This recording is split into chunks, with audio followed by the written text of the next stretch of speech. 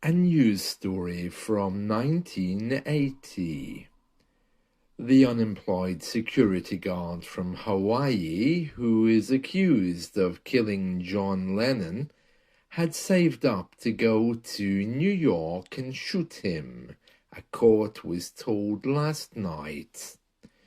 Mark David Chapman's lawyer said he had shot the former Beatle because I understood his words, but I didn't understand his meaning.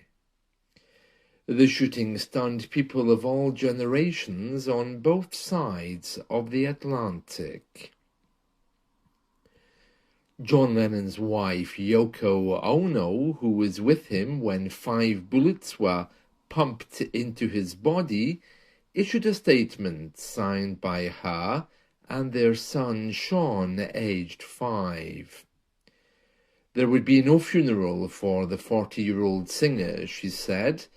Later in the week, we will set the time for silent vigil to pray for his soul. We invite you to participate wherever you are at the time.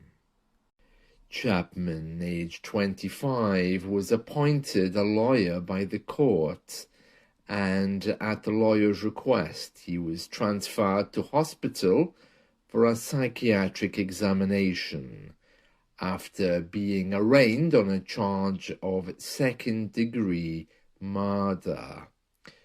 Security at the courthouse was intense. Judge Martin Rettinger ordered that Chapman be placed under a suicide watch and kept away from other patients.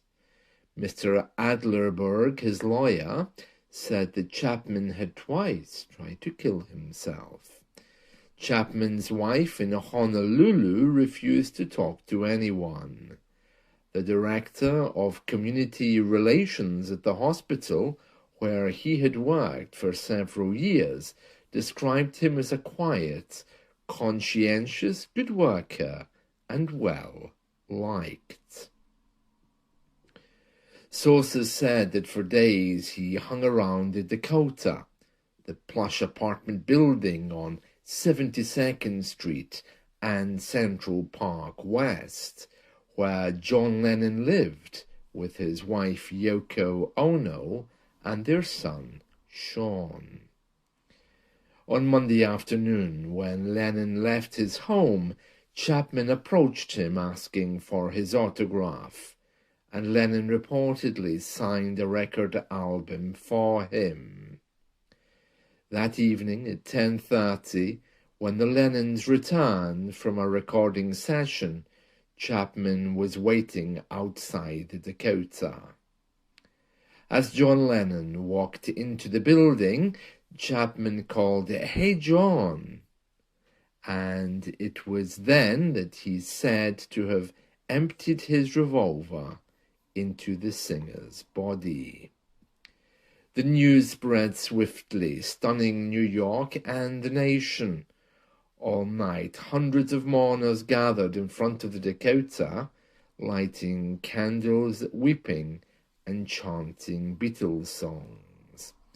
Yesterday, the tragedy was treated as the most important news story in America, and the media likened the assassination to that of John Kennedy.